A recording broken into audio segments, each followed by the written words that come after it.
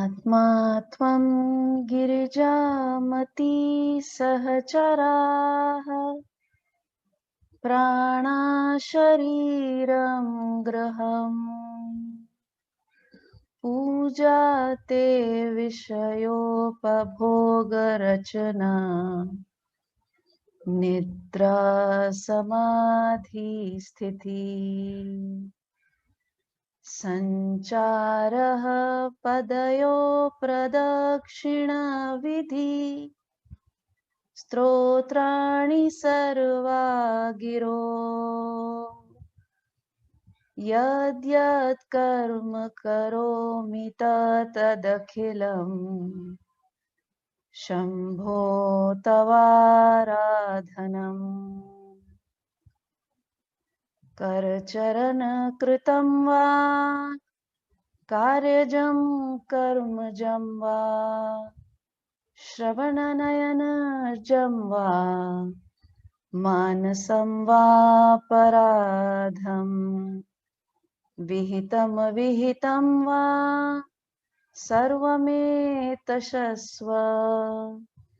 जय जय करुणाब्धे श्री महादेव शंभो जय जय करुणाब्धे श्री महादेव शंभो। सद्गुरुनाथ महाराज की जय।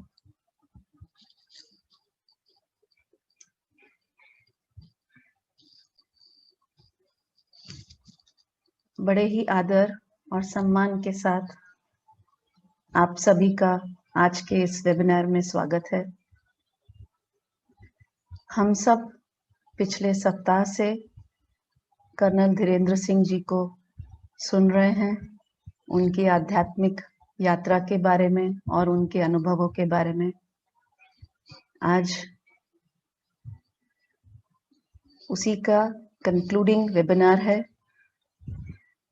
कृपा हम सब पर निरंतर होती रहती है और जैसे जैसे हम इसके प्रति जागरूक होते हैं, हम अपनी साधना में और स्थिर होते जाते हैं। और जैसा कि सर कहते हैं कि वाणी उनकी है और शब्द भोले बाबा के, तो मैं हम सबकी तरफ से भोले बाबा के चरणों में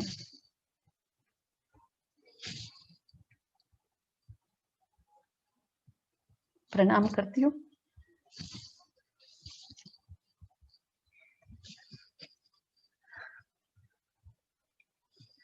और आइए एक बार इस कृपा का फिर से अनुभव करते हैं। सर, आपका बहुत हृदय से स्वागत है।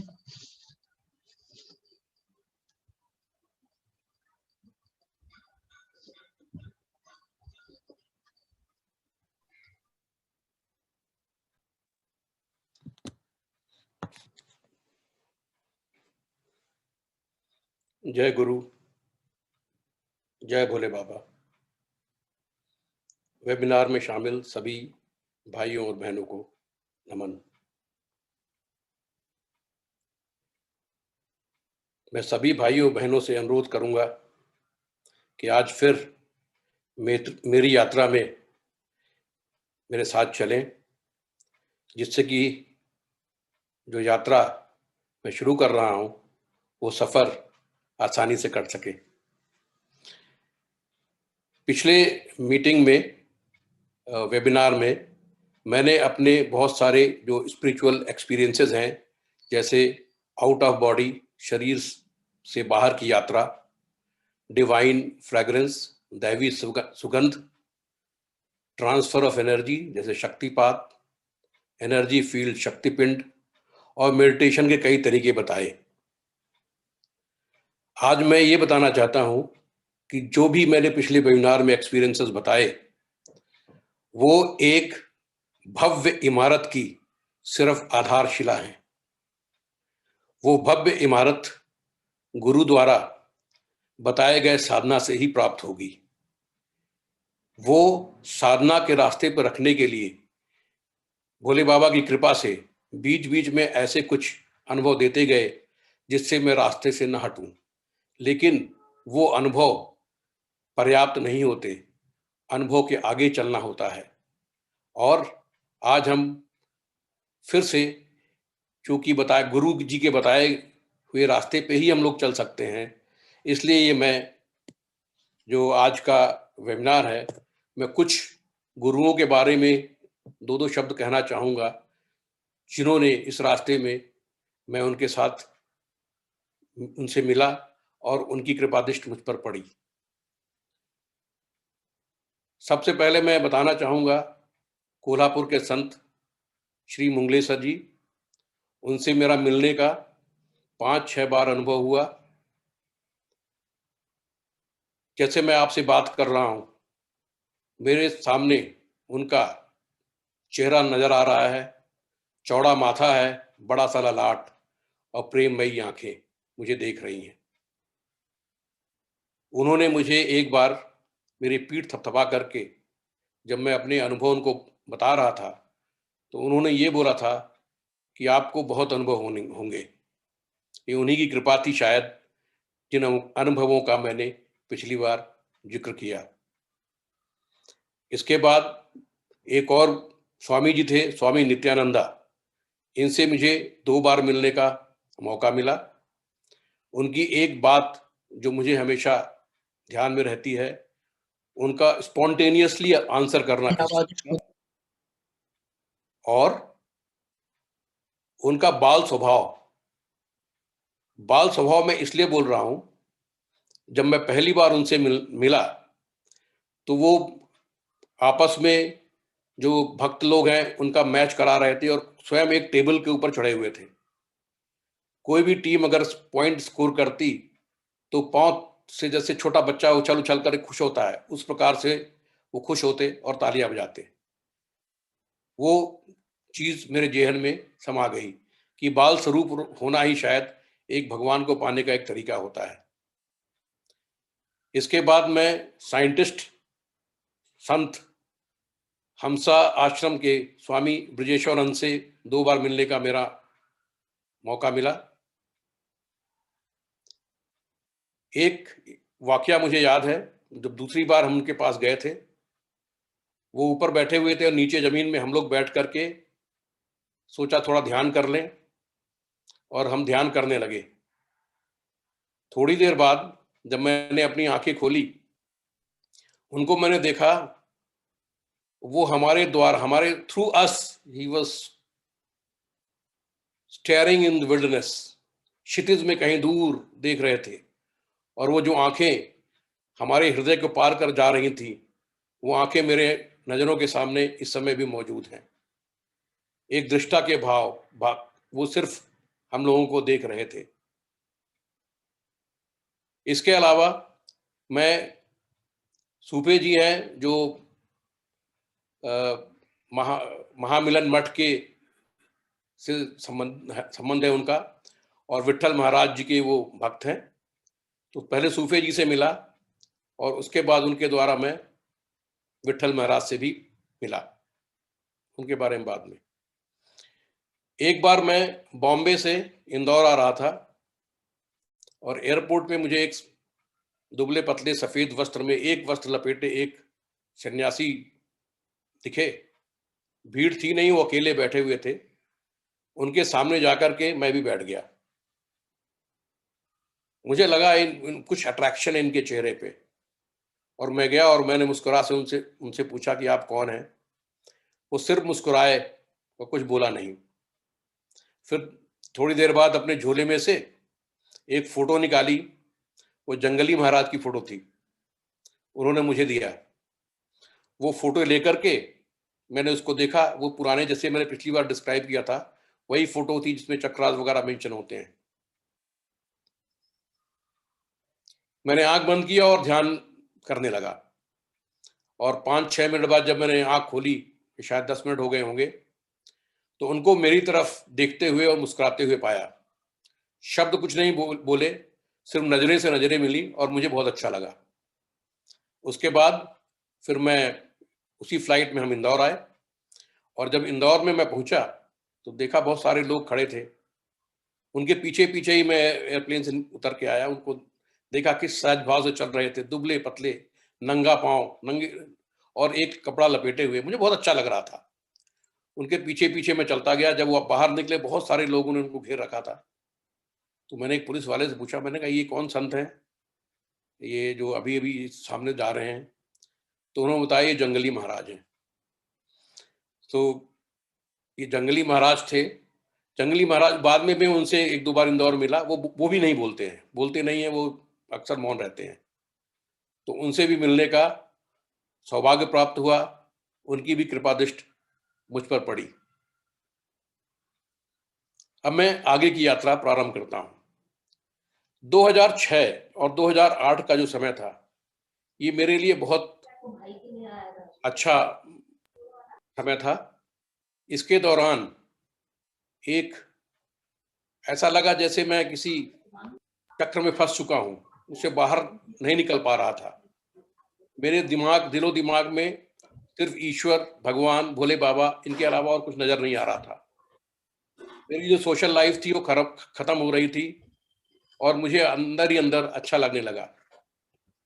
जो वर्ल्डली आउटलुक होता है बाहर का, वो मेरे मन में हल्का हल्का परिवर्तन हो रहा था, और मेरे आंतरिक यात्रा, अंतर की यात्रा शुरू हो रही थी। कुछ इस प्रकार के मानस में जब आदमी जाता है तो हर जगह कोशिश करता है, हर जगह हाथ मारता है कि भगवान से वो कैसे कनेक्ट हो। इसलिए साउथ इंडिया के जितने मंदिर हैं वहां पे मेरा जाना शुरू हुआ। बड़े बड़े जितने मंदिर हैं वहां पे गए, कुछ पाने की इच्छा से जाते थे, लेकिन जो भी मिला, कोई बहुत बड़ी चीज नहीं मिली, फिर वापस आया। लेकिन मेरा आना जाना मंदिरों में लगा रहा। इसी के दौरान मैंने गीता, रामायण, महाभारत, भागवतम, सॉरी, ये सब जितने भी स्क्रिप्चर्स हैं वो पढ़ने लगा। संतों की दी हुई कमेंट्रीज पढ़ रहा था, गीता के डिस्कोर्सेस सुनने लगा। मुझे याद है अच्छे से कि मैं एक बार बैंगलोर गया था और अपने भाई साहब के पास से मैं गीता का एक वीडियो सीडी, जो कि स्वामी नित्यानंद का डिस्कोर्स था, उसमें हर चैप्टर को 2 सीडी में कवर किया था, 3 आवर्स का डिस्कोर्स ईच चैप्टर। 36 सीडी लेकर के मैं आया और 1 महीने में उसको मैंने पूरा सुना, और मुझे ऐसा लगने लगा कि I am getting sucked into this, और मेरा काम करने में मन भी अब नहीं लग रहा था। मुझे लगा कि मैं अगर ऐसे चलता रहा तो मैं आर्मी में शायद काम नहीं कर पाऊंगा। और ये सोच करके एक दिन मैंने अपने पत्नी से बात किया। मैंने कहा मेरा मन नहीं लगता है, काम में भी मन नहीं लगता है, और कुछ दिन बाद यहाँ से ट्रांसफर हो जाएगा, फिर कहीं चले जाएंगे। अब मुझे लगता है मुझे ये नौकरी छोड़ देनी चाहिए। जिस सरल भाव से मैंने बोला, उससे ज्यादा सहजता से मेरी वाइफ ने उत्तर दिया, छोड़ दो। मेरे बच्चे सेटल नहीं थे, कुछ नहीं था, लेकिन मैंने बोला, उन्होंने बोला छोड़ दो। मैं अगले दिन ऑफिस गया और रिजिग्नेशन कर साइन किया, मैंने रिजाइन कर दिया। मैंने कहा अब मैं नौकरी नहीं करूंगा। और उसके बाद फिर एक आर्मी का एक प्रक्रिया होती, 7-8 महीने लगते हैं छोड़ने में। उसके दौरान में मैंने इनको रिक्वेस्ट किया कि रीसेटलमेंट के लिए कुछ मेरे को आप बता दें तो मैं रीसेटलमेंट कुछ कर लूँ। तो उन्होंने मुझे सेलेक्ट किया कि मैं IIM इंदौर में जा करके एक कोर्स करूं, MBA का, और उसके लिए मैं नॉमिनेट हुआ वहां से।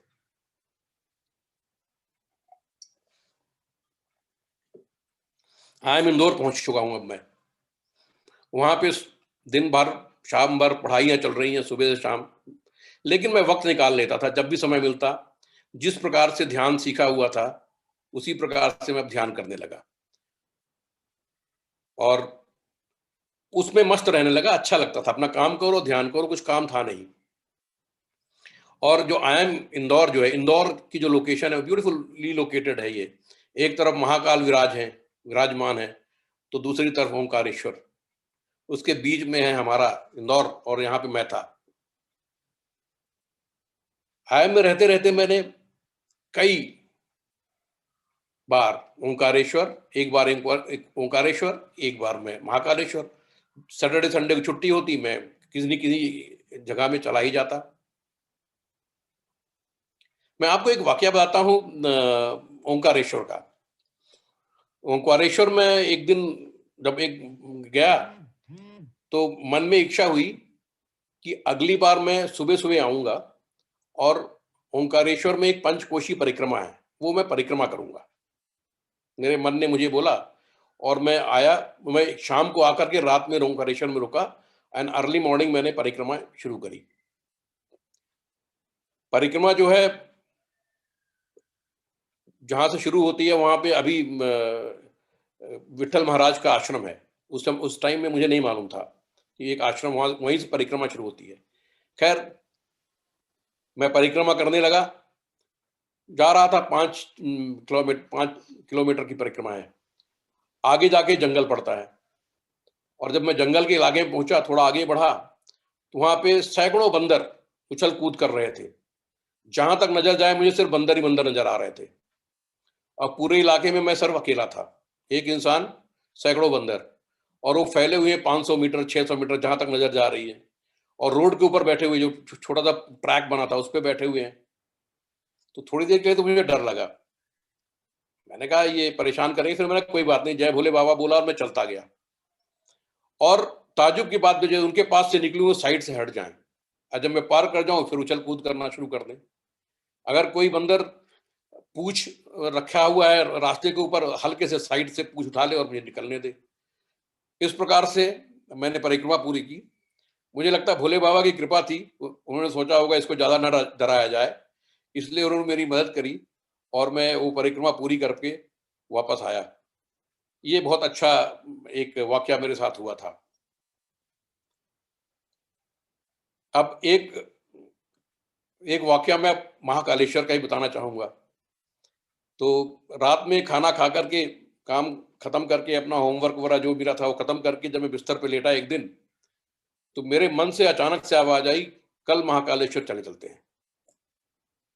तो मैंने कहा ठीक है, कल संडे है, महाकालेश्वर चले जाएंगे। तो वहां पे राहु से एक छोटी सी मीटर गेज ट्रेन चलती थी पहले, अभी बंद हो गई है। उस ट्रेन में सुबह 6 बजे चलती, 6 साढ़े 6 चलती थी वहां से, और 10:30 बजे करीब उज्जैन पहुंचती थी। तो मैंने कहा ठीक है, सुबह उठ करके वो ट्रेन पकड़ लूंगा। और मैंने वो ट्रेन पकड़ी सुबह सुबह उठ करके और अपनी यात्रा प्रारंभ किया महाकाल के दर्शन के लिए। जब मैं जैसे जैसे ट्रेन रुकती गई स्टेशन में, भीड़ बढ़ती गई, और जब इंदौर तक आया, इंदौर के बाद जब ट्रेन चली है तो उसमें बहुत भीड़ हो गई। इनफैक्ट खड़े रहने की जगह नहीं हो रही थी। और ये वही ट्रेन थी जिस ट्रेन से मैं जाता था, अक्सर खाली ट्रेन होती थी। तो मेरे बगल में एक सज्जन बैठे थे, उनसे मैंने कहा कि आज इतनी भीड़ क्यों हो रही है? तो बोलता आप कहाँ जा रहे हैं? तो मैंने कहा मैं तो उज्जैन तक जाऊंगा, प्लान ये है कि जाऊंगा भोले बाबा के दर्शन करके, और जो 2 बजे ट्रेन लौटती है उससे वापस आ जाऊंगा। वो मुस्कुराया, इनफैक्ट वो हंसा, बोला साहब आज नहीं, कल 2 बजे तक आप वापस आ पाओगे। तो मैंने क्यों, ऐसा क्या है? बोलते साहब आज नाग पंचमी है और ये जितनी रश जा रहा है, भीड़ जा रही है, उनके दर्शन के लिए जा रही है। और आप लोगों को शायद नहीं पता होगा, महाकाल का मंदिर नीचे है, सब ग्राउंड लेवल पे है। ग्राउंड लेवल पे जो रेप्लिका बनी है वो ओंकारेश्वर की है, ओंकारनाथ। और सबसे टॉप के ऊपर जो है वहां पे होता है चंद्र नागेश्वर, एक उनकी शिवलिंग है, चंद्र नागेश्वर बोलते हैं। वो साल में एक दिन खुलता है, 1 day in a year, and that is on Nagpanchami day. और मैं प्लान बना के गया कि मैं 2 बजे वाली ट्रेन पकड़ के लौट आऊंगा। खैर वहां पहुंचा मैं और देखा बहुत भीड़ थी, अपार भीड़ थी, रेलवे स्टेशन से ही भीड़ नजर आ रही थी। कैसे कैसे करके मैंने कहा भीड़ में तो लग सकता नहीं, मैं सीधे गेट पे गया। वहां पे सिपाही खड़ा था, तो मैंने कहा भाई अंदर आने दो, मुझे दर्शन करना है। बोला साहब सब के सब दर्शन करने वाले ही हैं और इतना आपको तो लाइन लगना पड़ेगा। मैं कुछ नहीं बोला, मैं खड़ा रहा। फिर 1 मिनट बाद मैंने बोला मुझे आज ही दर्शन करने हैं और आप अंदर आने दो। तो वो कुछ नहीं बोला। फिर मैंने उसकी आंखों में आंखें डाल के बोला, मैंने कहा मुझे अंदर आने दो, मुझे दर्शन करना ही है। उसने दरवाजा खोला, बोला साहब अंदर आ जाइए। मैं अंदर आ गया। जब अंदर आके जब मैं थोड़ा स्टेप्स उतर के नीचे गया तो वहां पे जो कॉरिडोर है, 3/4 कॉरिडोर को उन्होंने कवर कर रखा था। उसके अंदर सरपेंटाइन क्यू बनी हुई थी। लोग, बहुत सारे लोग खड़े थे। मुझे ऐसा लगा कि तो यहाँ पे भी आ गया हूँ, लेकिन यहाँ से भी 1-2 घंटा लग जाएगा। सो मैंने कहा चलो, मैं बाहर आया दोबारा। बाहर आकर के मैंने कहा let me go to toilet, bathroom होकर के फिर लाइन में लगता हूँ। और मैं बाहर निकल के जब मैं बाहर आया, जिस प्रकार मैंने बताया, कॉरिडोर 3/4 कवर्ड था, 1/4 खाली था। मुझे ध्यान नहीं आ रहा कैसे मैं 1/4 की तरफ चला गया और मैं कॉरिडोर में आगे बढ़ता गया। लोगों से नजरें मिली, लोगों ने मुझे देखा बढ़ते हुए, और मैं बढ़ते बढ़ते सबसे आगे जो जो वहां पे क्लाइंबिंग शुरू होती है, एक जो आदमी खड़ा था उसके आगे जाके मैं खड़ा हो गया। मुझे किसी ने नहीं रोका, किसी ने कुछ नहीं बोला, और मैं वहां खड़ा होकर के नमः शिवाय का जाप करने लगा। धीरे धीरे लाइन ऊपर जाने लगी, और जब मैं ऊपर चढ़ने लगा तो मेरे शरीर में कंपन होना शुरू हुआ, और नमः शिवाय का जाप करते करते मैं ऊपर चढ़ा। ऊपर 2-3 लोग सिर्फ वेट कर सकते हैं, बहुत लिमिटेड स्पेस है। मैं वहां पे जब खड़ा हुआ तो मेरे पूरे शरीर में कंपन सी हो रही थी। मेरे अचानक से मैं महसूस किया कि मेरे पूरे यहाँ पे गर्म लगा, तो मैं हाथ लगाया, पूरे आंसू बह रहे थे, दोनों आंख में आंसू बह रहे थे, और मैं बाहर खड़ा हुआ और नमः शिवाय मन में जाप कर रहा था। फिर मेरा नंबर आया, मैं अंदर गया। मुझे याद नहीं, मालूम नहीं कैसे मैंने अपने आप को शिवलिंग के ऊपर गिरा पाया, और सारे के सारे मेरे अश्रु जो हैं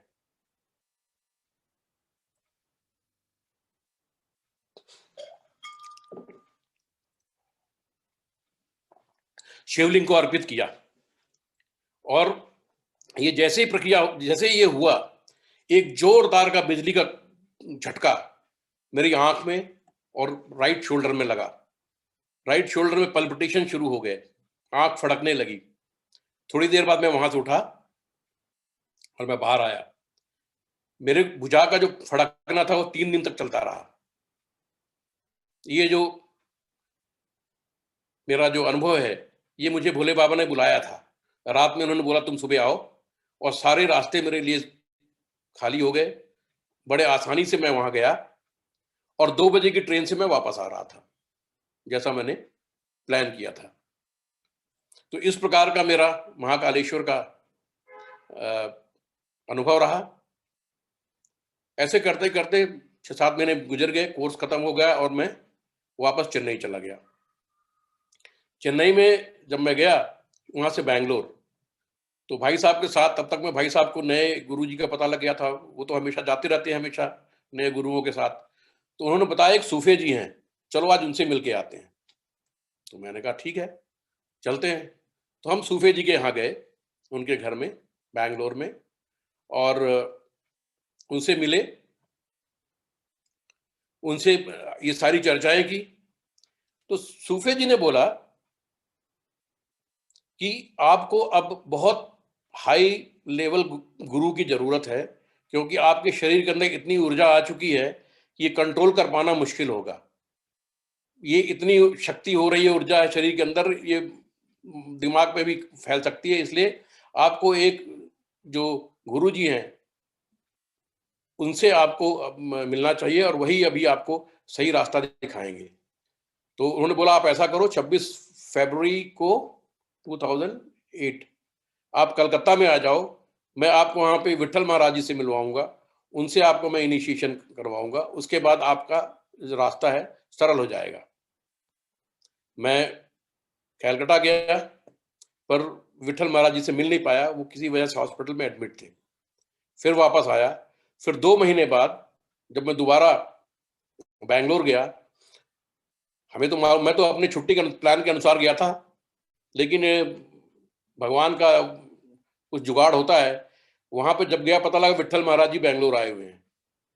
फिर मैं उनके पास गया, सूफे जी घर में, और उनसे मैंने दीक्षा लिया।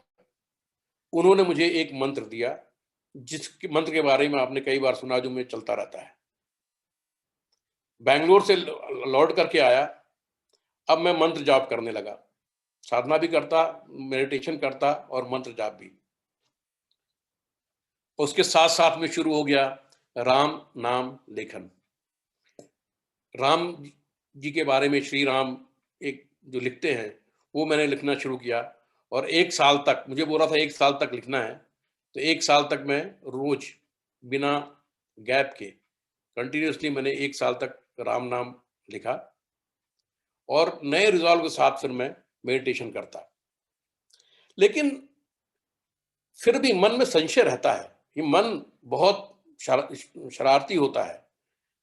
गीता में श्री कृष्ण ने भी बोला है कि आपका सबसे गहरा मित्र जो है वो आपका मन है, और सबसे बड़ा शत्रु भी है। तो ये जो मन कभी कभी जब शत्रुता दिखाता है तो रास्ते से डिरेल करता है। दीक्षा तो ले ली, लेकिन फिर भी कभी कभी मन करता है कि क्या करेंगे ये सब करके। जब इसके दौरान में उलझन में मैं पढ़ रहा था, तो एक रात में सोया हुआ था, नींद में अचानक से मेरे ऊपर बहुत तेज सी रोशनी की आंख चुधिया गई, रोशनी आई, रोशनी पड़ रही थी, और उस रोशनी की हड़बड़ाहट से मैं उठ के बैठ गया। ये क्या था मुझे मालूम नहीं, लेकिन उसके बाद से मेरा मेडिटेशन थोड़ा ध्यान लगने लगा। ये शायद उनका तरीका था कि ये भी इसको रास्ते से भटक रहा है। लेकिन कुछ दिन चलता रहा, और फिर वही मन। अभी क्या है, जो विट्ठल महाराज जिनसे मैंने इनिशिएशन लिया था, महामिलन मठ के जो हैं, वो अपने आप को गुरु नहीं बोलते, वो अपने आप को भक्त बोलते हैं। वो सीताराम दास ओंकार नाथ जी के भक्त हैं, ओंकार बाबा के। उन्होंने इनिशिएट तो कर दिया, मन में संशय है, अब गुरु क्या करे। गुरु तो ओंकार बाबा हो गए, अब उनको कुछ ना कुछ तो करना ही था। तो एक बार वही फिर से वही मेरे साथ जो होता है, रात में मैं सो रहा था और मैंने देखा कुर्सी पे सीताराम बाबा बैठे हुए हैं, और मैं उनके सामने खड़ा हूं। उन्होंने बोला, उनके शब्द, तू क्या चाहता है। मैं निशब्द हो गया, मैं बोल नहीं पाया, गला रुंध गया, मुझे समझ नहीं आया मैं क्या बोलूं। उन्होंने बोला, इधर आ, मैं तुझे स्पर्श करता हूं। मैं जैसे ही आगे बढ़ा, उन्होंने अपना दाहिना पांव बढ़ाया और मेरे अजना में, मेरे माथे पे रख दिया। मैंने उनके दोनों पांव पकड़ के शायद मैं रो पड़ा, और थोड़ी देर बाद उसके बाद मेरी नींद खुल पड़ी। ये ऐसा कहते हैं कि बड़े संत महात्मा सपने में भी आकर के दीक्षा दे जाते हैं। वो जब बार बार बोल रहे थे ये भटकता है, तो उनको खुद को आना पड़ा, और उन्होंने रास्ता दिखाया। अब बहुत डिस्परेशन सा लगने लगा, भगवान के बारे में सोचो, उनके बारे में बस सोच रहे हैं और कुछ हो नहीं रहा मन में, और कोई विचार भी नहीं आ रहे, कुछ नहीं आ रहे हैं, क्या करें। नौकरी भी छोड़ के आ गया था इंदौर में, तब तक मैं एक कॉर्पोरेट ज्वाइन कर लिया था इंदौर में, और कुछ समझ में ना आए क्या करना है, कैसे करना है। मेरे मन के अंदर एक बड़ी तीव्र इच्छा होती थी कि मैं किसी गुरु से मिलूं, उनसे बैठ के बात करूं, उनसे मैं प्रश्न करूं, मेरे मन में जो संशय है वो दूर करें, फिर मैं रास्ते पे आगे चलूंगा। ये बहुत होता रहता था। और मेरे गुरु जो विट्ठल महाराज हैं, उनसे आप जब भी मिलो वो बोलते नहीं है, आधे समय वो मौन में रहते हैं। अभी 3 हफ्ते पहले मैं ओंकारेश्वर मिल करके आया, 2 सेकंड के लिए मिले हम, आंखें मिली, नजरें मिली, और बोले ठीक है, ऐसे कर दिया, जाओ। अब वो बोल नहीं रहे हैं, अब मैं क्या करूं, किससे मिलूं। बड़ी जिज्ञासा हो रही है, बहुत कुछ जानना है, बहुत कुछ पूछना है, और बहुत ज्ञान मेरे अंदर आ भी गया है कि उन्हें बहुत किताबें पढ़ ली हैं, उसके बारे में डिस्कस करना है। नहीं समझ में आया। फिर एक दिन मैं एक गुरु से मिला। वो मेरे गुरु जो हैं, वो मेरे घर में आते थे, मेरे बड़े भाई के गुरु हैं एक्चुअली। उनसे मेरा कभी कोई उस जमाने से हैं जब मैं इस लाइन में था ही नहीं। वो आते थे, ठीक है, वो आए हैं, बैठे हैं, चले गए, मेरा कोई लेना देना होता नहीं था, तो कभी उनसे मैं मिलता नहीं था।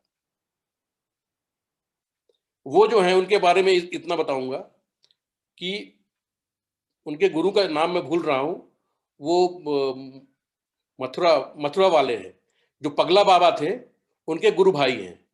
तो पगला बाबा समेत 4 शिष्य तैयार किए थे उनके गुरु ने। 2 अमेरिका चले गए, एक पगला बाबा है, चौथे ये थे। ये उड़ीसा के जंगलों में गए थे, 14 साल वहां निरंतर तपस्या करी, वहीं के फल फूल खा करके वो बाहर निकल के आए। इस प्रकार के वो, और अपने आप को वो, हम बोलते थे मैं ठगगिरी हूं, ठगों का मैं महाराज हूं, ऐसा कुछ भी बोलते थे। और उनसे जब भी कभी बात करो, आप कभी भी बात करो, सारी दुनिया की बात करेंगे, स्पिरिचुअलिटी की बात नहीं करेंगे, बात ही नहीं करेंगे। आप उससे पूछो तो हाँ कुछ इधर उधर ही बात कर देंगे, तेल महंगा हो गया, ये हो गया, कुछ भी बात कर देंगे। Something he will talk, he will not talk about spirituality. मुझे समझ नहीं आया इनसे क्या बात करें, क्योंकि मैं तो तब तक अपने आप को ज्ञानी समझने लगा था, क्योंकि कुछ 4 किताबें पढ़ ली थी मैंने। तो मैंने कहा ये, और भगवान का जो रूप है, भगवान के बारे में जो समझ है, वो बोलते हैं ना, वो जो अनलिमिटेड है, जिसका कोई वो नहीं है, उसको एक लिमिटेड फॉर्म में जो डिवोटी होता है वो ला देता है। ये शंकर भगवान ऐसे दिखते हैं, कृष्ण भगवान ऐसे दिखते हैं, लिमिटेड स्फीयर में ला देता है। उस अनलिमिटेड को लिमिटेड में ला चुका था मैं, ज्ञान पूरा था, और मेरा गुरु बात ही नहीं करता, वो तो कुछ और बात करे। फिर मैं उनसे साथ, मैंने कहा नहीं फिर भी है, इनसे चलो बैठ के कुछ ना कुछ तो सवाल करते हैं, जवाब मिलेंगे। और फिर मैंने रियलाइज किया, जब अकेले होते मैं उनके पास जाता, पहले सबके साथ नहीं जाता था, फिर मैं अकेले में जाता और उनसे मैं बात करता, उनसे मैं सवाल करता, वो सवाल सुनते, वो चुप रह जाते, फिर मैं सवाल करता, फिर वो चुप रह जाते। उन सवालों का जवाब मैं फिर खुद ही देने लगता। सवाल भी मैं कर रहा हूं, जवाब भी मैं दे रहा हूं, और मेरा गुरु चुप बैठा है। ये सिलसिला जारी रहा। फिर मुझे लगा कि अगर ऐसे चलता रहा, हम 2 में से एक फेल होने वाला है। या तो मैं इनको गुरु मानना बंद कर दूंगा, या ये मुझे मजाक समझ के छोड़ देगा। पर मैं, परसिवरेंस तो देखिए मेरी, मैंने लगा रहा, फिर मिला, सवाल करता, जवाब करता, कोई उत्तर नहीं होता। धीरे धीरे करके ये बड़ा कंफ्यूजन स्टेट था। फिर भी बीच बीच मिलता रहा, बीच में कभी इंदौर भी आते थे, वो घर में रुकते भी थे। फिर उनसे मैं मिलने लगा, मैं उनसे मैं प्रश्न करने लगा। लेकिन अब थोड़ा सा परिवर्तन आया। प्रश्न मैं कर रहा था, पर मैं उत्तर नहीं दे रहा था, सिर्फ उनके उत्तर की प्रतीक्षा कर रहा था। लेकिन वो गुरु, बहुत महान गुरु, उसने फिर भी जवाब नहीं दिया। मैंने कहा कोई बात नहीं, चलते रहते हैं। फिर कुछ दिनों बाद मैं उनसे मिलता, वो मुझसे मिलते, मैं कोई प्रश्न करता, वो कोई उत्तर न देते। प्रश्न करने की जो प्रवृत्ति थी वो खत्म हो गई। The quest had died. और सिर्फ साइलेंस वाज देयर। अब हम दोनों चुप बैठे हैं, न वो बोल रहे हैं, न मैं बोल रहा हूं, सिर्फ शांति है, साइलेंस है, साइलेंस में पीस है। ये सिलसिला चलता रहा।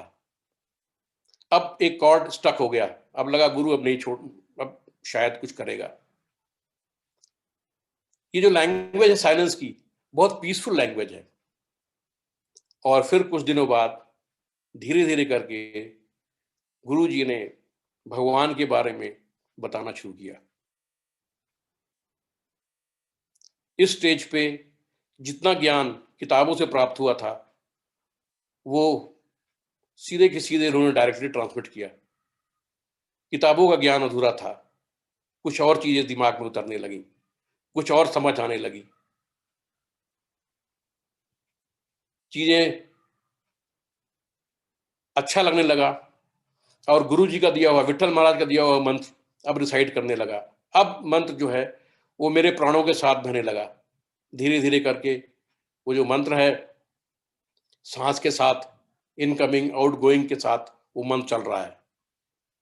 और ये स्टेज में ना तो कुछ पढ़ने की इच्छा हो रही है, न मेडिटेशन करने की इच्छा हो रही है, एवरीथिंग इज ड्रॉप्ड, सिर्फ मंत्र जाप है और कुछ नहीं।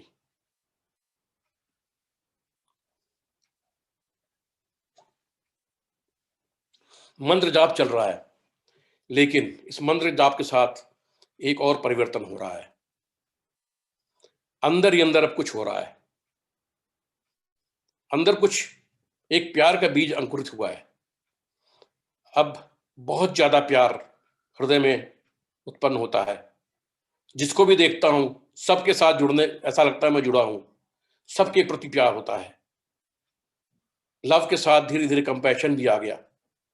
ऐसा लगता है जिसको भी देखो उसके प्रति दया का भाव आता है, प्यार का भाव आता है। बाहर से कुछ नहीं बदला, मैं वैसे का वैसा हूं।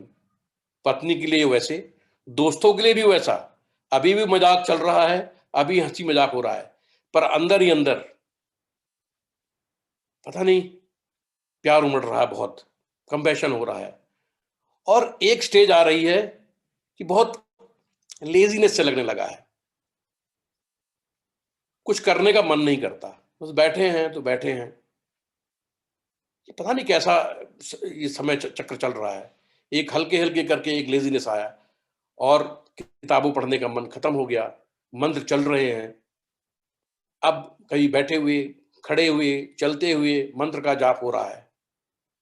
और धीरे धीरे करके अपने इष्ट देवता का जो प्रेजेंस है वो महसूस होने लगा। कभी लगता मेरे साथ बैठे हैं, कभी लगता साथ चल रहे हैं। इस प्रकार से ये होने लगा। और अगली स्टेज में ऑटोमेटिकली जो मन है वो धीरे धीरे करके विजुअलाइज करने लगा। उनको देखता हूं, आसमान देखते हैं तो आसमान में दिखाई देते हैं, ऐसा लगता है ऐसा है यहाँ पे भोले बाबा। अगर रात में शाम को चल रहे हैं, चंद्रमा दिखाई दे रहा तो लगता है चंद्रमा यहाँ है, उनका सर यहाँ पे होगा, पाँव कहाँ पे होगा, पाँव छू लूं। अगर समुंदर देखता हूं, समुंदर से निकलता हुआ उनका शरीर नजर आता है, ऐसा परसीव कर रहा हूं। गाड़ी जा रही, गाड़ी के पीछे लगता है कि उनकी फोटो लगी हुई है। आंख बंद करता हूं, वही नजर आता है। ये उसी प्रकार होता है जैसे आप सबने महसूस किया होगा। अगर आप अपने बच्चे के बारे में सोच रहे हैं, पति के बारे में सोच रहे हैं, पत्नी के बारे में सोच रहे हैं और आंख बंद करेंगे तो आपको नजर आएगा, क्योंकि कोई ना कोई इमेज आपके माइंड के अंदर स्टक होती है। अगर आप उसके बारे में सोचेंगे तो वही इमेज आ जाएगी। एक भोले बाबा की इमेज जो मेरे माइंड में स्टक हो गई, वही बार बार नजर आ रही है। जहां भी देखते हैं ऐसा लगता है, पेड़ के पत्ते पे देखो ऐसे दिख जाएगा। ये दिखता है, it's not, it's virtual seeing actually. आप परसीव कर रहे हैं, आप परसीव कर रहे हैं, दिखता है।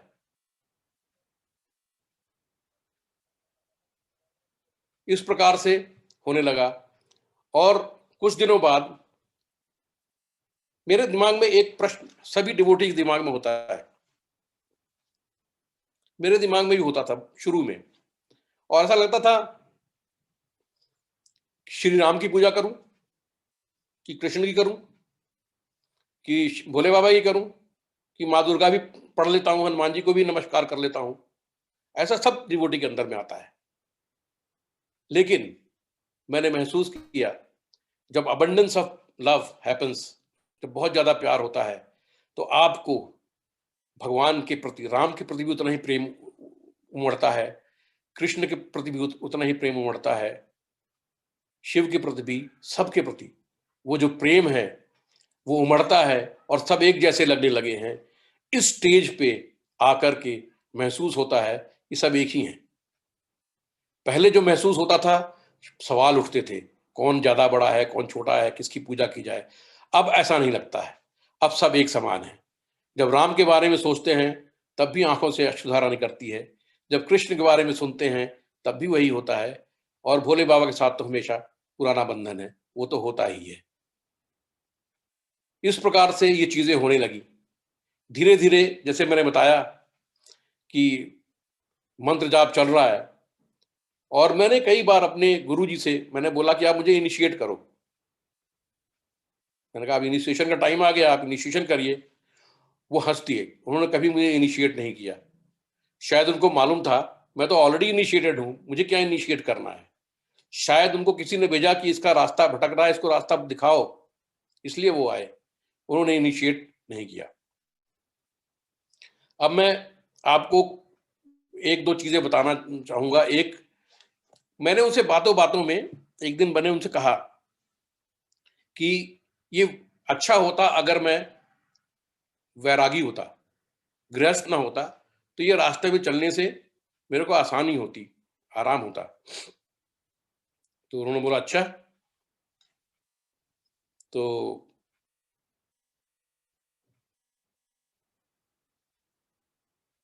मैंने कहा अच्छा, इसमें क्या कोई संशय है?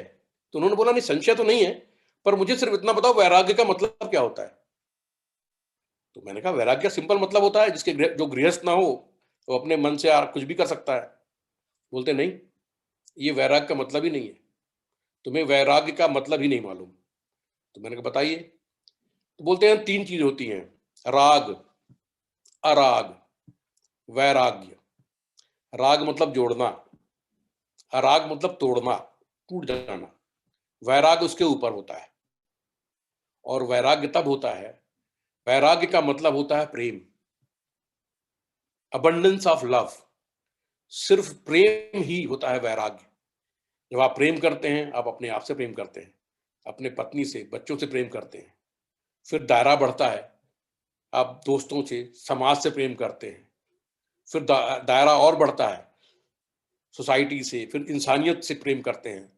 फिर पक्षी, जानवरों से, पंछियों से, नेचर से, सबसे जब आप प्रेम करते हैं, जब सबके समान हो जाते हैं, जब अबंडेंस ऑफ लव होता है, वो होता है वैराग्य। और जो तुम समझ रहे हो वो वैराग्य नहीं है। अगर आप हृदय में प्रेम है तो आप वैरागी हैं। आप गृहस्थ हैं क्या है उसके सोचने के बारे में वो नहीं है।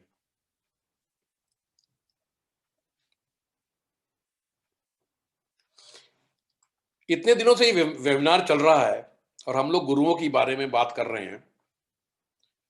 आज मेरे मन में आ रहा है एक भक्त के बारे में बात करना। गुरु के बारे में हमने बहुत किया है, आज मैं एक भक्त के बारे में आपसे बताऊंगा। Story of a devotee. बहुत छोटी स्टोरी है।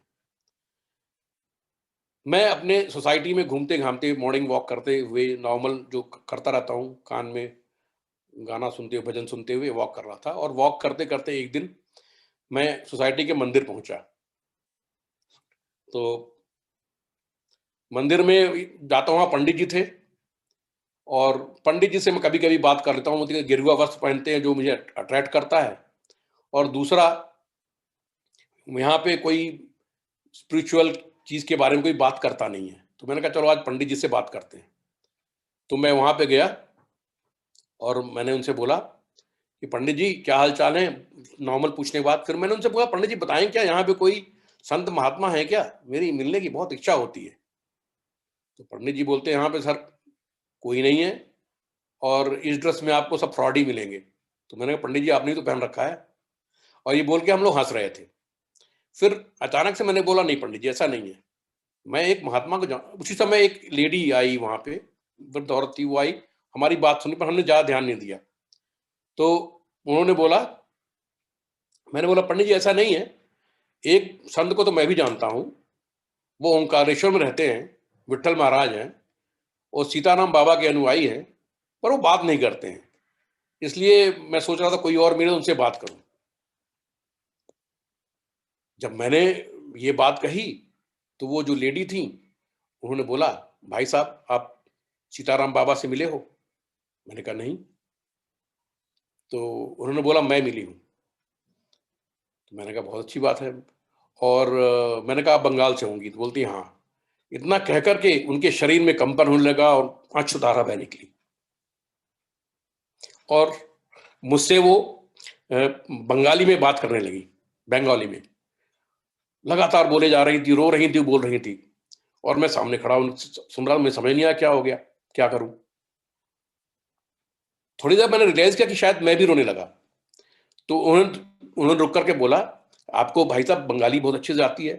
मैंने कहा मुझे बंगाली नहीं आती है, पर मैं समझने की कोशिश कर रहा था। फिर उन्होंने हिंदी में बोलना शुरू कर दिया और उन्होंने बोला कि मैं बाबा से मिली थी, मेरा इनिशिएशन हुआ था। बाबा देहावसान कर गए थे 1980 में, तब की इतनी पुरानी बात। तो उन्होंने बोला कि, मैंने बोला आप कहाँ रहते हो, तो उन्होंने बताया कि मैं एड्रेस दिया अपना, वो मेरे घर के नज़दीक था। मैंने कहा मैं शाम को आपसे मिलने आऊँगा। संडे का दिन था, मैं पूरा दिन एक्साइटेड रहा और मैं शाम को मैंने अपनी वाइफ बोला चलो चलते हैं उनके घर। उनके घर में चला। जैसे दरवाजा पे घंटी बजाई मैंने, उनका लड़का जो है यूएस रिटर्न आईआईटी प्रोफेसर, उसने दरवाजा खोला। वो आईआईटी में प्रोफेसर थे और उन्होंने बोला आज आप मेरी माँ से मिले थे क्या? आप ही मिले थे? मैंने कहा हाँ, आइए अंदर आइए। तब तक में वो माता जी भी आ गई और उन्होंने बोला, मैंने घर आते ही बोला था आज मैं ओंकारेश्वर होकर के आई हूँ। और फिर हम लोग अंदर गए। अंदर हम लोग सिर्फ अपने गुरु के बारे में वो चर्चा कर रही थी, बात कर रही थी। बात करते करते वो रोने लगे। और फिर मैंने उनसे बोला कि आपने दीक्षा कब लिया, कैसे हुआ? तो उन्होंने बोला 1980 में बाबा बहुत बीमार थे, हम सपरिवार वहाँ पे गए हुए थे। वो ऊँचे कुर्सी पे बैठे हुए थे, हम सब नीचे, बहुत सारी भीड़ थी। तो मेरे पति की नज़र उनसे मिली। नज़रों में क्या हुआ पता नहीं। उन्होंने अपना माला निकाल के गले से मेरी तरफ, उनकी तरफ फेंका और वो उनकी गोदी में जाके गिरा। मेरे को याद आ रहा है एक हल्का सा, एक छोटी सी स्टोरी गुरु रज्जब की। गुरु रज्जब जब गुरु नहीं थे, वो शादी करने चले घोड़े पे बैठ करके, तो भीड़ में नाच गाना हो रहा है, वो शादी की मंडप की तरफ जा रहे हैं, घर जा रहे हैं। तो उस भीड़ को चीरता हुआ एक भिखारी वहां पे आया और सीधे घोड़े के पास पहुंच करके रज्जब की आंखों में आंखें डाल के बोलता है, रज्जब तू गज्जब कियो, बांधे सर पर मोर, आया था हरिभजन को, चली नरक की ठौर।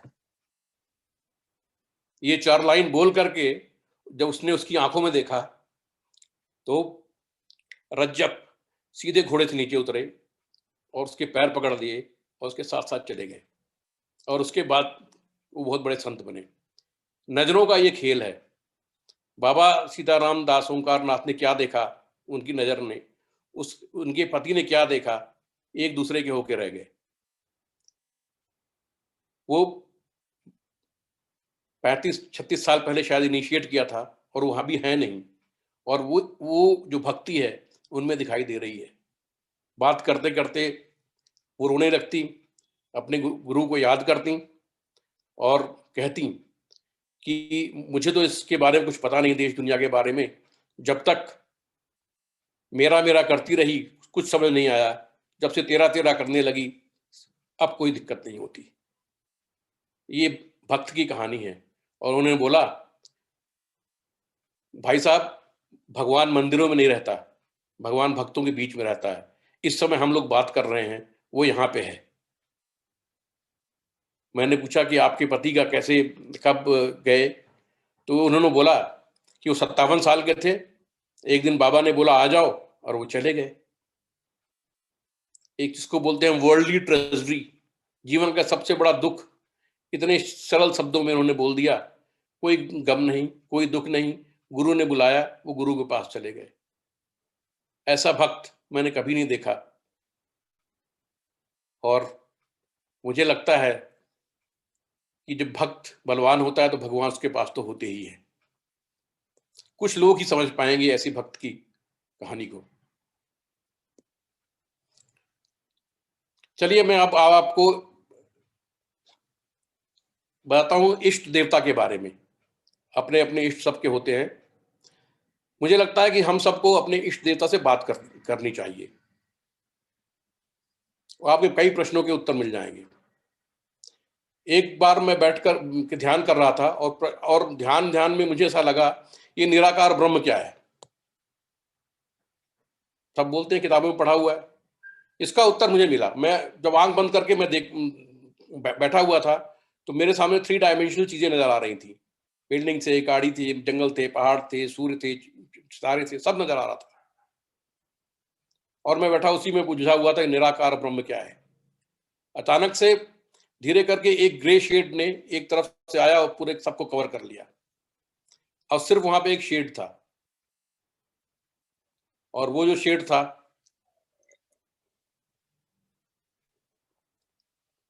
अब सब कुछ गायब, एक शेड नजर आ रहा है। और उस तभी मेरे कानों में आवाज आई, ऐसा लगा मेरी आत्मा बोल रही है, ये है निराकार ब्रह्म, ये आकार विहीन नहीं है, सब आकारों के साथ जब बनता है वो बनता है निराकार, मैं हूं निराकार ब्रह्म।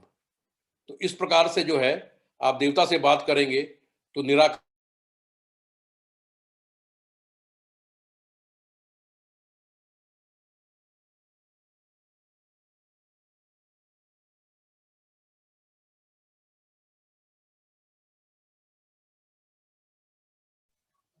Sir, we will wait for 1 or 2 minutes.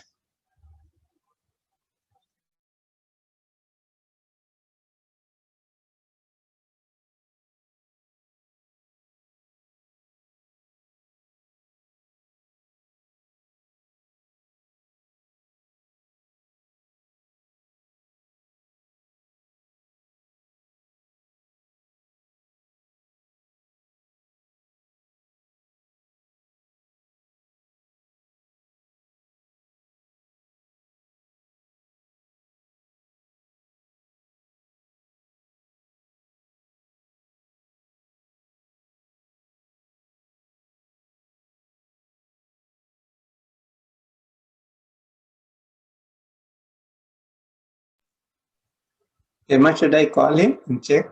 Sir, yes, sir.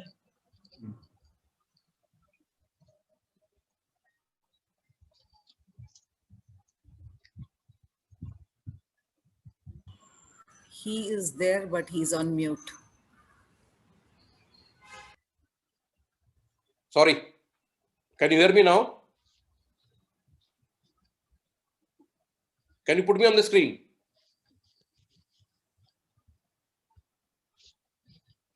Yes, sir. Please continue. I'm so sorry. No, sir. Technology. Technology. तो मैं फिर से बोलता हूं, पराब्रह्म क्या है? आंख मूंद के देख रहा है, साथ समय के खेल रहा है, आदि है ना अंत है उसका, वो है सबका ना इसका ना उसका, राम भी उसका रावण उसका, जीवन उसका मरण भी उसका, वही है माला वही है मन का। सब कुछ वो है और हमको गलत फहमी कि हम बहुत हैं। मैं तो 1 सेकंड के लिए अपनी पहचान करवाना चाहता हूं, वो पहचान हम सब अपनी आप करेंगे। इस पूरे कॉस्मॉस में, इस पूरे यूनिवर्स में जो है, ऐसा कहते हैं देयर आर 400 बिलियंस गैलेक्सीज। उसमें मिल्की वे एक हमारा है। एक गैलेक्सी में करोड़ों करोड़ों हजारों करोड़ों सोलर सिस्टम है, उनमें से एक हमारा है।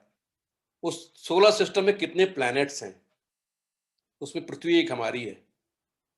और उस पृथ्वी में कितने देश हैं, कितने शहर हैं, और उस शहर में हम, we are like speck of dust in the whole Cosmos.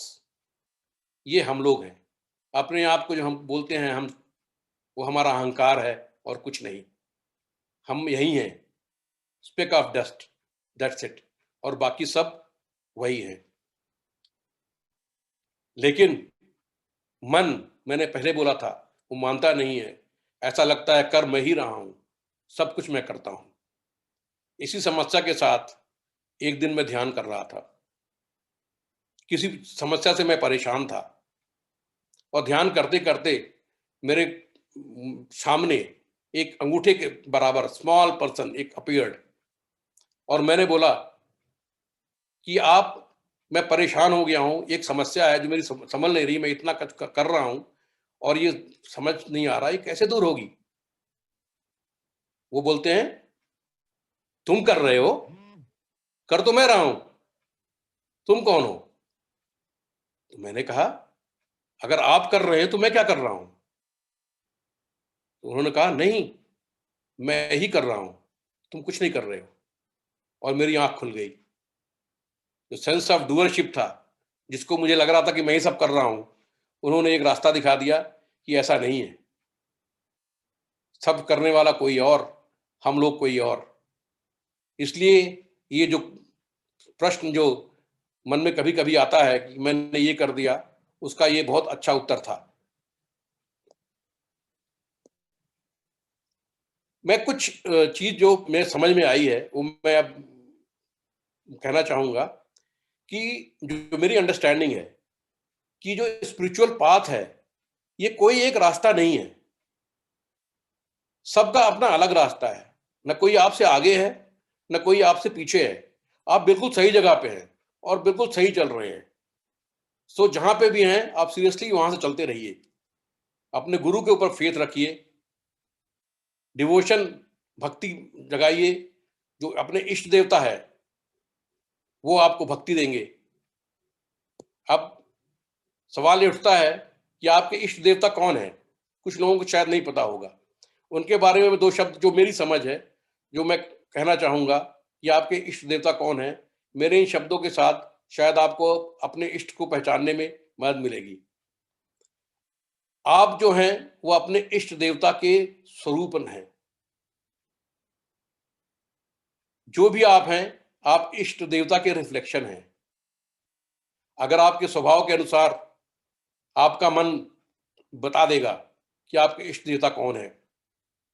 अगर आप कर्तव्य मार्ग पर चलने वाले हैं, आदर्श रास्ता अपनाते हैं और ज्ञान और त्याग को स्वीकार करते हैं तो श्री राम आपके इष्ट देवता हैं।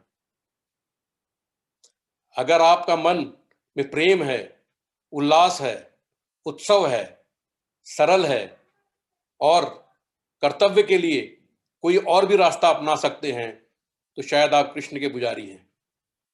अगर आप में वैराग्य है, सरलता है, जल्दी प्रसन्न होने वाले हैं और सबके प्रति एक समान, ना कोई इसका ना उसका, वो भोले बाबा हैं। अगर आप शक्ति के पुजारी हैं तो दुर्गा माँ आपकी इष्ट है।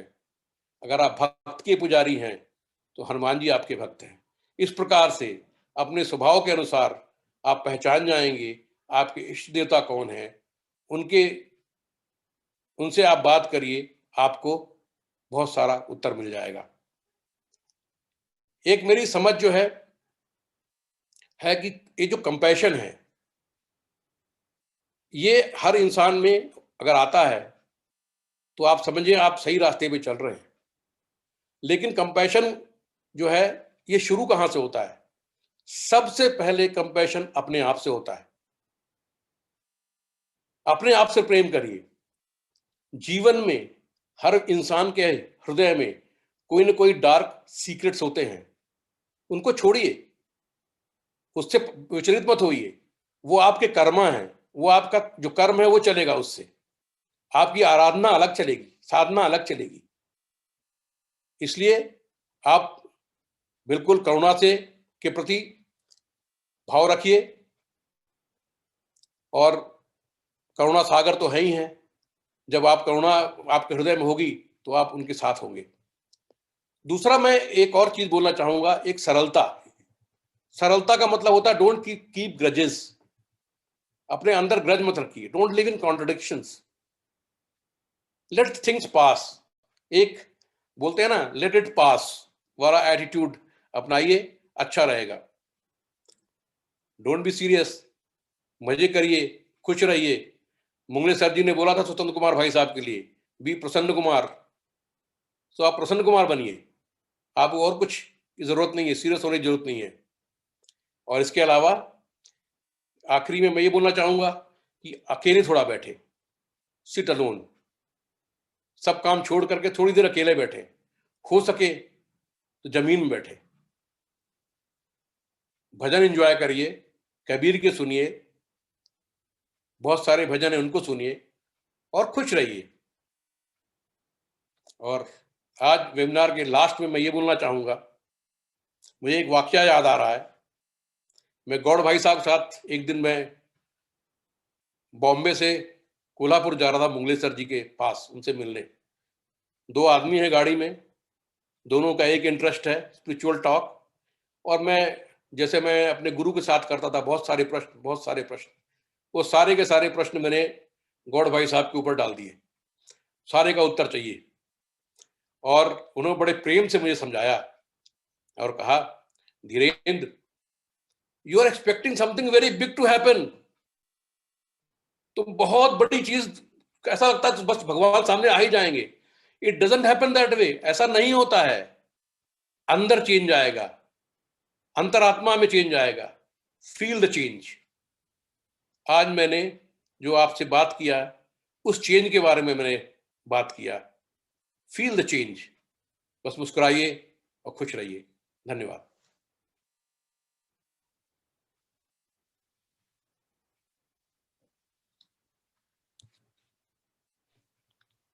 You want me to say something, Hema? Oh. Dhiren जी, बहुत बहुत आपको प्रणाम और बहुत बहुत धन्यवाद आज के इंस्पायरिंग टॉक के लिए। और बहुत सारी चीजें आज सामने आई आपकी आध्यात्मिक यात्रा के बारे में, जिनसे ये पता लगा कि जो इस यात्रा का बीज था वो आपके अंदर बहुत अच्छी तरह से पहले से ही अंकुरित था। तभी इतने अल्प समय में, इतने कम वक्त में आपको इतने अच्छे अनुभव हुए और ऐसी सुंदर यात्रा आगे बढ़ निकली। और पिछले बार भी शायद मैंने कहा था कि पता नहीं कहाँ से गुरु लोगों ने मेरे अंदर ये एक इच्छा या अभिलाषा प्लांट की कि मैं आपको रिक्वेस्ट करूं कि आप अपनी यात्रा के बारे में शेयर करें, क्योंकि मुझे तो बहुत सारी चीजें नहीं मालूम थी। तो वाकई ये गुरु का ही प्रसाद है जो मैं आपको 2 दिन यहाँ सुना। और आपकी जो यात्रा आज आपने शेयर की उससे कई बातें बहुत स्पष्ट रूप से मुझे भी आई, जो मैं शेयर करना चाहता हूँ। क्योंकि गुरु तत्व जो है वो इतना शक्तिशाली है कि वो अनेकानेक रूप से हमारे जीवन में प्रविष्ट हो जाता है। तो गुरु अपनी शक्ति हमें कैसे देते हैं? तो कभी दृष्टि से दे देते हैं, कभी स्पर्श से दे देते हैं, कभी संकल्प से दे देते हैं और कभी शब्द से दे देते हैं। उन्होंने कोई बात कही जो आपके मन में घर कर गई, रूपांतरण हो गया। सबसे बड़ी बात यह है कि इंफॉर्मेशन इज नॉट ट्रांसफॉर्मेशन। लोग किताबें पढ़ते हैं, बहुत कुछ जान जाते हैं, लेकिन जीवन में परिवर्तन नहीं है। तो असली बात यह है कि ट्रांसफॉर्मेशन होना आवश्यक है। और वो ट्रांसफॉर्मेशन तभी होता है जब जीवन में ग्रेस प्रविष्ट होता है, चाहे वो गुरु के शब्द के माध्यम से हो, स्पर्श के माध्यम से हो, संकल्प के माध्यम से हो या दृष्टि के माध्यम से। और आपने जब बताया कि आपके अंदर बहुत सारे प्रश्न थे और सीताराम ओंकारनाथ महाराज आपके स्वप्न में आए और उन्होंने अपने अंगूठे से आपके आज्ञा चक्र को स्पर्श करके आपकी वो जो संशय था उसका समाधान कर दिया। तो एक ये अभूतपूर्व घटना है, एक विलक्षण घटना है। बहुत कम लोगों को इस तरह का अनुभव होता है कि गुरु स्वप्न में आकर इस तरह से दीक्षा दे।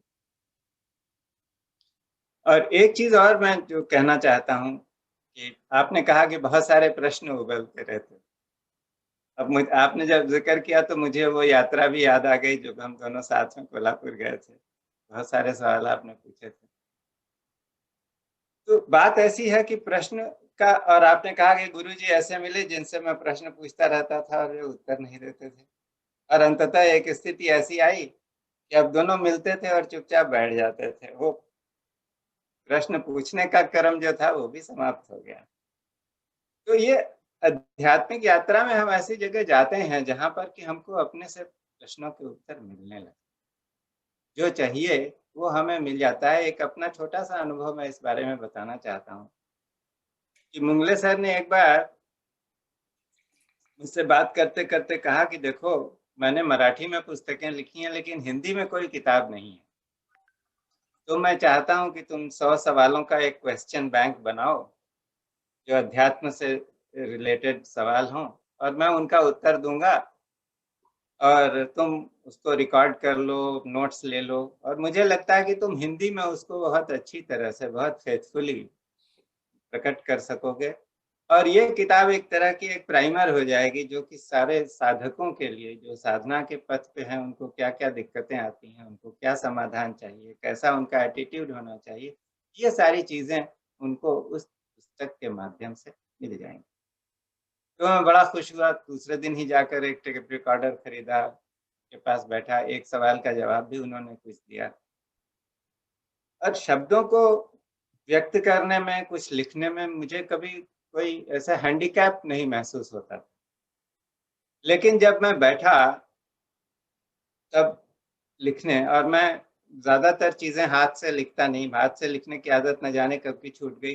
कंप्यूटर पर ही सीधे बैठ करके कुछ न कुछ लिखने का काम शुरू कर दिया था। लेकिन 2 या 3 दिन मैं प्रयत्न करता रहा, उस पहले सवाल का जवाब लिखा नहीं गया। और मुझे अपने आप पर ही एक आश्चर्य हो रहा था कि ये लिखा क्यों नहीं जा रहा? जो सर ने बताया था वो तो मेरी समझ में आ गया, अब मैं उसको व्यक्त नहीं कर पा रहा हूँ। क्या बात है? ऐसी क्या दिक्कत हो गई कि मैं लिख नहीं सकता? तो दूसरे दिन मैं इसी उधेड़-बुन में था। फिर एक दिन सुबह-सुबह 3 बजे नींद खुली और सडनली मुझे याद आया कि आज तो पूर्णिमा है।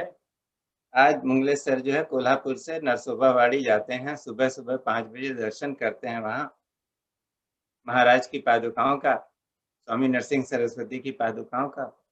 तो किसी तरह से मैंने भी सोचा अच्छा चलो आज हम भी चलते हैं। मैं वहाँ 5 बजे पहुँच गया। तो जैसे मैं अपनी कार से उतर रहा था वैसे ही मंगलेश सर की कार आकर रुकी और वे उतरे और उन्होंने देखा मुझे तो आश्चर्य से पूछा, "अरे! आप कैसे आ गए?" मैंने कहा कि सर आज मेरी इच्छा थी आपके साथ दर्शन करने की। तो हम दोनों साथ में गए और अंदर दर्शन किया। मंगलेश सर परिक्रमा कर रहे थे तो मैं उनके पीछे 4-5 फीट का फासला रख कर के पीछे-पीछे चल रहा था। जब परिक्रमा समाप्त हुई और सर बाहर आ रहे थे, तब वो पीछे मुड़े और उन्होंने मुझे कहा कि देखो, जब मैं परिक्रमा कर रहा था तो स्वामी नरसिंह सरस्वती मुझसे बातें कर रहे और उन्होंने ऐसा कहा कि जो आदमी तुम्हारे पीछे-पीछे चल रहा है, मैंने उसका लिखना और पढ़ना छुड़ा दिया है। तो ये जो मैंने तुमसे कहा था कि ये पुस्तक लिखना है, वो विचार मन से त्याग दो, क्योंकि तुम कुछ लिख नहीं सकोगे। तो मैंने कहा अच्छा, तो कहा कि हाँ, क्योंकि हम सभी लोग जो है अपने-अपने गुरुओं के हाथ में हैं और स्वामी नरसिंह सरस्वती जो है वो तो मेरे भी गुरु हैं। उन्होंने कहा है तो इसका मतलब तुम कुछ कर नहीं सकोगे, हम सब दोनों उनके आगे कुछ कर नहीं सकते, ये विचार त्याग दो। और मैंने तो तुरंत त्याग दिया जैसे ही उन्होंने मुझे बोला। तो वाक़ई उसके बाद हाँ, सर ने मुझे ये कहा बाद में, हम लोग कहीं गए, एक पुजारी थे वहाँ पर उनके घर चाय पीने गए सर। तो सर ने मुझे कहा कि अब तुम्हारे साधना काल में ये समय आ गया है कि हर चीज़ को अपने मन में गुनो और जो भी उत्तर मिलना है, वो वहीं से आएगा। उधार के उत्तर से कल्याण नहीं हो। उसके बाद बहुत साल तक मैंने कोई पुस्तक अभी भी नहीं पढ़ पाता हूँ। कोई शास्त्र पढ़ते हैं, कुछ पढ़ते हैं, कोई उपनिषद पढ़ते हैं। मैं कभी उठाता हूँ, 2-4 पन्ने कुछ इधर-उधर पढ़े फिर रख देता हूँ, नहीं पढ़ पाता हूँ। लेकिन बहुत सारे उत्तर जो हैं वो अंदर से अपने आप ही मिलते रहते हैं। इसीलिए हमारे ग्रुप में भी आप लोगों ने देखा होगा कि मैं बहुत सारी चीज़ें पोस्ट करता हूँ, उसमें जो भी कंटेंट है वो ज़्यादातर मेरे अपने मन से जो उगा हुआ है, वो मैं लिखता हूँ। एक दूसरी बात जो मैं शेयर करना चाहता हूँ वो ये कि जब इस जीवन में अध्यात्म जगत में प्रवेश ही हुआ था और गुरुमाई जी को मिले हुए 1 साल हुए थे, तभी उन्होंने मेरी सेवा ऐसी बनाई कि कुछ तो मास्टर ऑफ सेरेमनीज़ बनने की प्रोग्राम्स में और बाद में अचानक उन्होंने एक दिन कहा कि 5 दिन की कोई ट्रेनिंग हुई, उसके बाद कहा गया कि अब तुम लोग जाकर के मेडिटेशन प्रोग्राम्स दोगे। तो मेरे मन में बहुत सारे प्रश्न थे इसको लेकर, क्योंकि नंबर 1 मुझे तो खुद पता नहीं था कि मैं ध्यान भी कर पा रहा हूँ कि नहीं। जिस आदमी को ये पता ना हो, वो दूसरे को ध्यान करना कैसे सिखाएगा? दूसरी बात ये कि हमारे कार्यक्रम जो होते थे, उसमें बहुत सारे लोग ऐसे आते थे जिन्होंने कि 10 बरस, 20 बरस ध्यान किया हुआ है, उनको अनुभव होंगे। तो एक मन में ये भी प्रश्न था कि हम जाकर वहाँ खड़े होंगे, तो अपने आप को मूर्ख साबित कर देंगे। पता नहीं लोग पूछेंगे, हम जवाब दे सकेंगे कि नहीं दे सकेंगे। तो हमारे एक स्वामी जी थे जो हम लोगों को सिखाते थे। उन्होंने कहा देखो बात ऐसी है कि गुरु ने आदेश दिया है तुम यह करो, तो उनको मालूम है कि तुम कर लो। दूसरी बात कि तुम अगर सोचते भी हो कि तुम नहीं कर सकते तो भी अगर उन्होंने कहा है तो वो यह संभव कर देंगे। और तीसरी बात जो उन्होंने कही कि बात है कि be authentic and be simple. कोई सवाल पूछेगा तो हड़बड़ी में मत रहो कि जवाब देना, उससे डर मत जाओ, अपने अंतर में झांक कर देखो, गुरु तुम्हें एग्जैक्ट उत्तर उसका देंगे और वो उत्तर तुम सामने वाले को बता दो। यदि नहीं मिले ये हिंट तो झूठ मत बोलना, अपने दिमाग से या मन से कोई उत्तर गढ़ करके उसको मत बताने लगना। बता देना कि मुझे ये नहीं मालूम है, आपका प्रश्न मैं नोट कर लेता हूँ, मैं अपने आश्रम में पूछूंगा, बाद में कैसे भी आपको कांटेक्ट करके बता दूंगा। उसके बाद स्वामी जी हंसने लगे। उन्होंने कहा लेकिन शायद तुमको ये ऐसा बोलने की जरूरत कभी आएगी नहीं। और कई साल तक मैं बहुत सारे प्रोग्राम्स में जाता रहा मेडिटेशन के, ध्यान सिखाता रहा लोगों को, बहुत सवाल पूछे गए और वाकई कभी ऐसी कहने की जरूरत नहीं आई, ये मुझे मालूम नहीं। और जो उत्तर दिया उनका उसको समाधानी उत्तर मिला जिसने सवाल पूछा था। हाँ, एक बात जरूर हमको बताई गई थी कि कुछ लोग ऐसे हैं जो प्रश्न सिर्फ इसलिए पूछते हैं कि वो आपके साथ एक इंटेलेक्चुअल डिबेट करना। ऐसे लोगों के साथ डिबेट में मत फंसना। उनको बोलना कि आपका प्रश्न अच्छा है लेकिन ये हमारी पद्धति नहीं है, हम कंपैरेटिव स्टडी में नहीं जाते, हम जो करते हैं वो जो हमारा अनुभव है वो आपको बता सकते। तो मुझे एक बड़ी भारी सीख मिली थी कि जो हमारा अपना अनुभव है, आत्यंतिक अनुभव, वही हमारे लिए सत्य है और वो सबके साथ शेयर करना। और आज जो धीरेन्द्र जी ने जिस ऑथेंटिसिटी के साथ और जितनी ईमानदारी के साथ इस यात्रा को शेयर किया है, तो ये एक बहुत बड़ी हमारे लिए एक अमूल्य निधि है, एक सौगात है, जिसके लिए हम उनका कितना भी धन्यवाद करें बहुत बहुत बहुत बहुत धन्यवाद करें। हेमा जी, अब ध्यान हो जाए।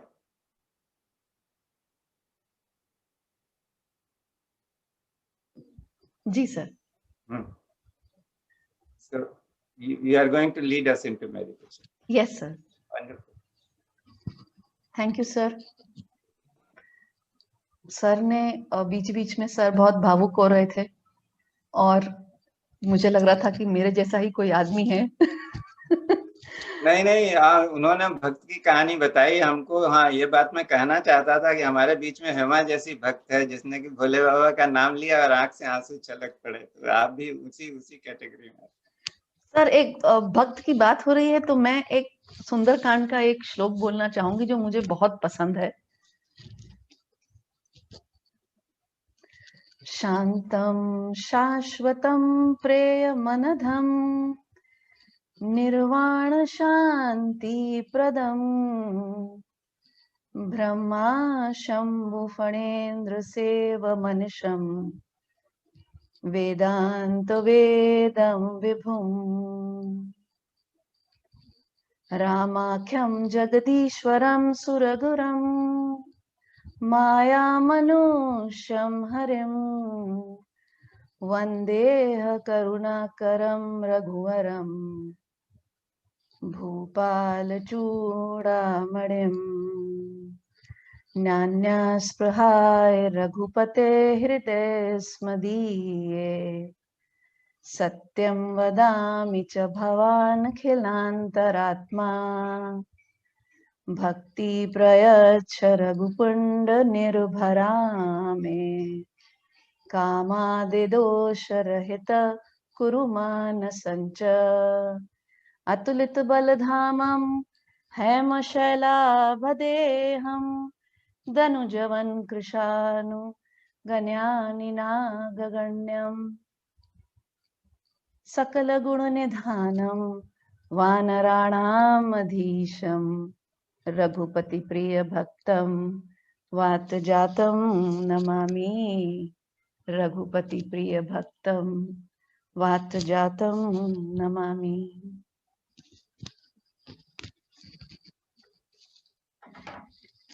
कहते हैं ग्रेस हेवन है और ग्रैटिट्यूड अर्थ है। सो ग्रेस पिता है और ग्रैटिट्यूड माता है। And they also say that opening our heart in gratitude brings grace. Gratitude evokes grace. So today's meditation is about gratitude. I would like that all of you please sit comfortably and gently, very gently close your eyes.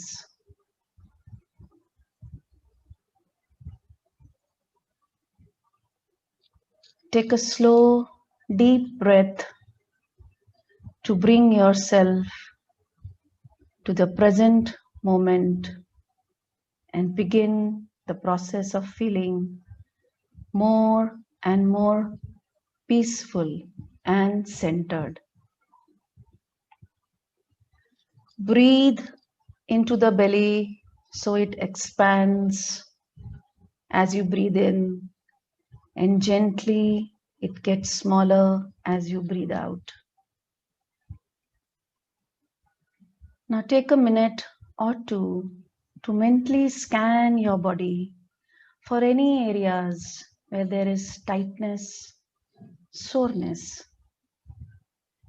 or tension.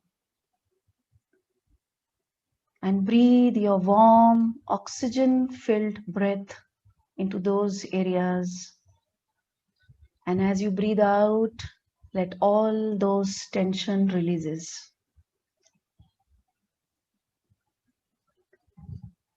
Take a few moments to notice any thoughts, any fear, any irritation, any worries.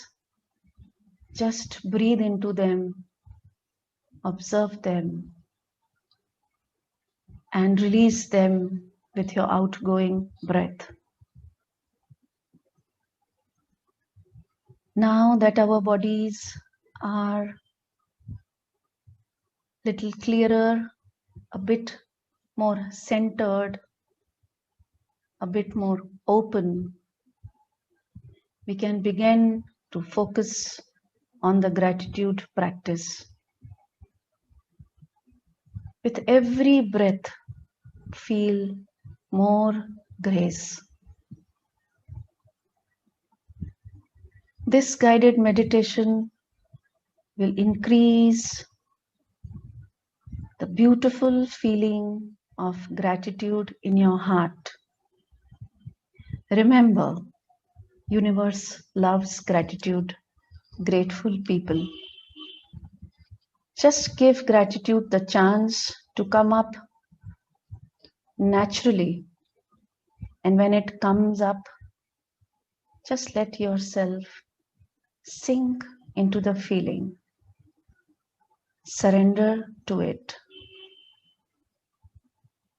Notice how it feels in your body, how your energy feels. Just surrender to your heart, not your head.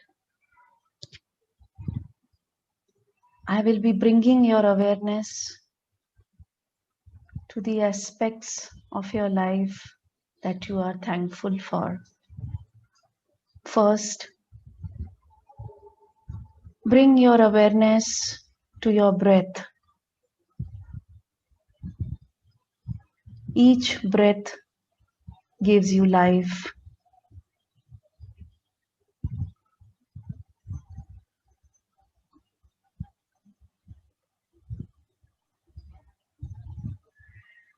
Try to visualize it, saying thank you to each aspect of your life.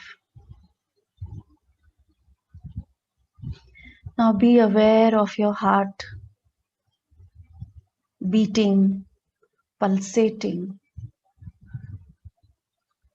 filling with love and compassion and peace.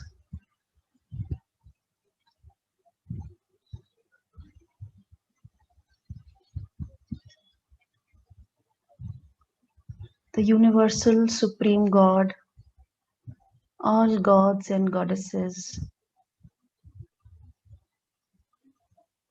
gurus, masters, our ancestors, just visualize them and offer them your love.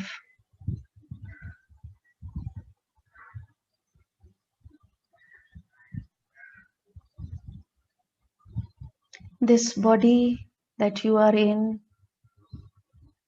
all its systems and organs, just breathe in and feel more grace.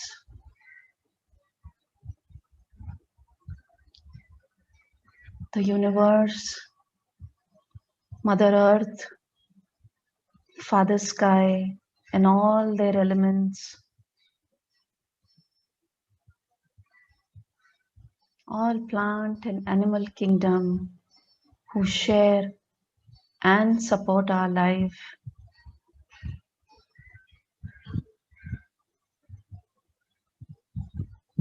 The farmers who grow our food and all the people associated for bringing that food on our table.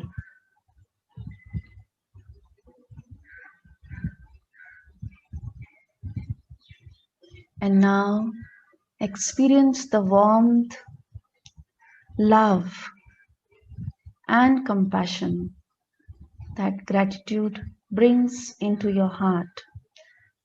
Think of love right now, the unconditional love that you give and receive from your loved ones, your parents, partners, children, grandchildren. Take your awareness to the nurturing relationships in your life, the old and the new ones.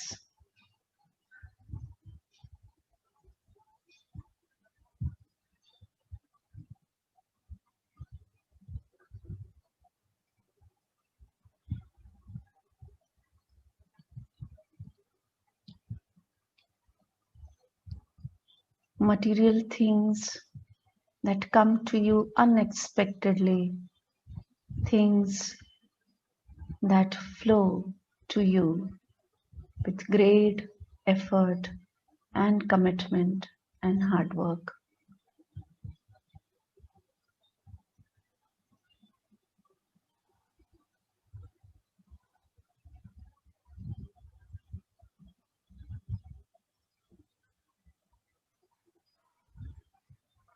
All your pains, struggles, sorrows, your tears that gave you strength and opportunity to learn and grow.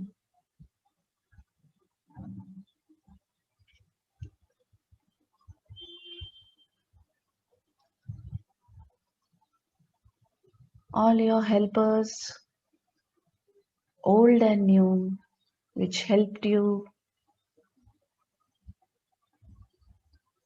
Without them, life would have been little difficult.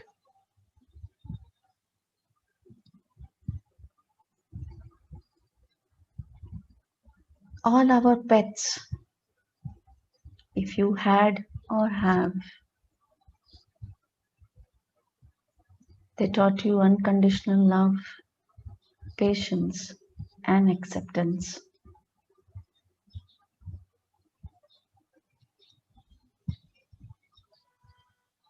all your homes that you lived, that provided warmth, comfort, protection, shelter, all the beautiful memories that were created in those homes.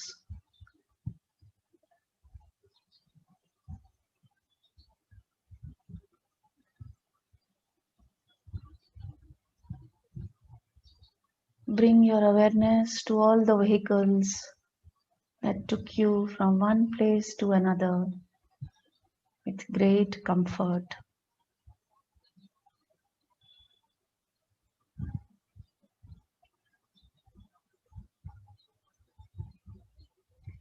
All the places that you visited,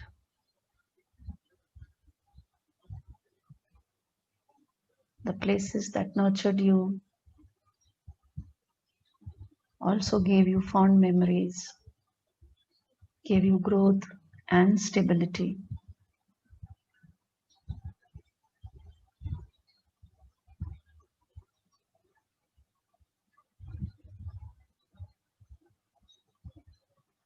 This time and space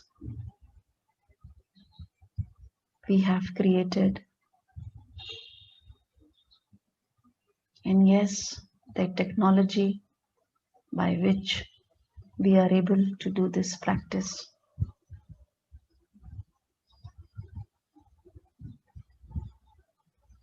Think of love in your life and your connection to those things that are sweet, loving, and honorable, and just feel right. When we no longer take life for granted, we become grateful for everything that we have. Just breathe in and feel this flow.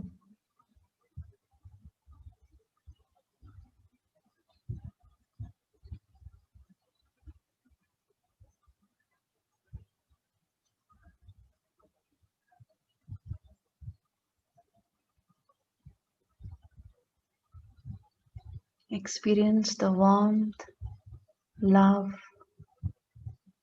compassion that gratitude has brought into your heart.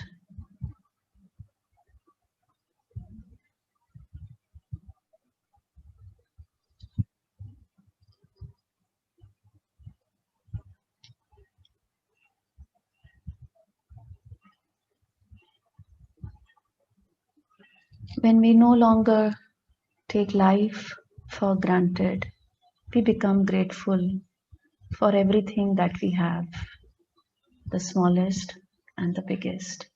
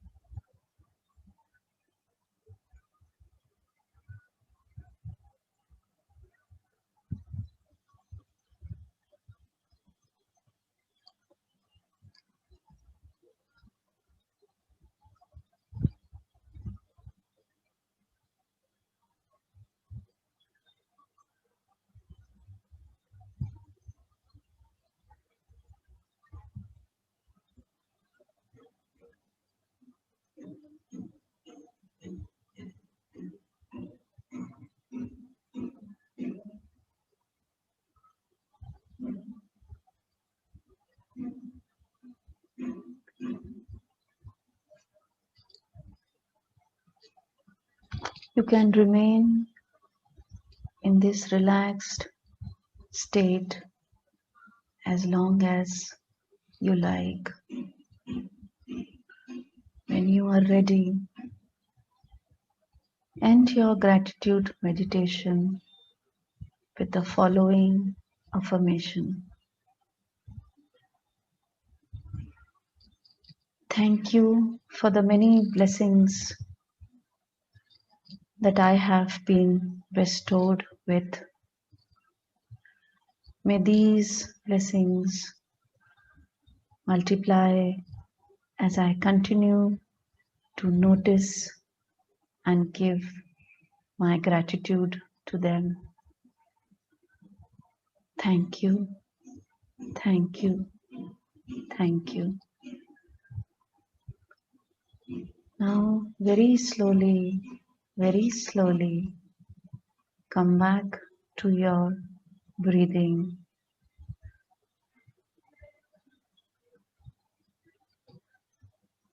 Try rubbing your hands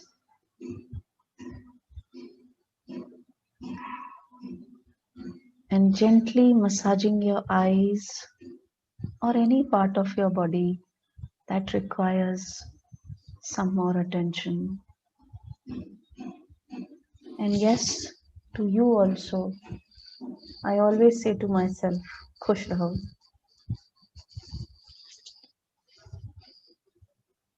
And with a smiling face, we can open our eyes.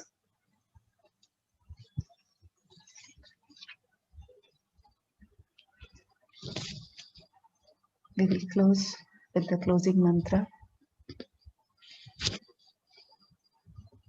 Om Sahana Vavatu Sahanau Bhunaktu Sahaviryam Karavavahai Tejasvinavadhitamastu Ma Vidvishavahai. Om Shanti Shanti Shanti.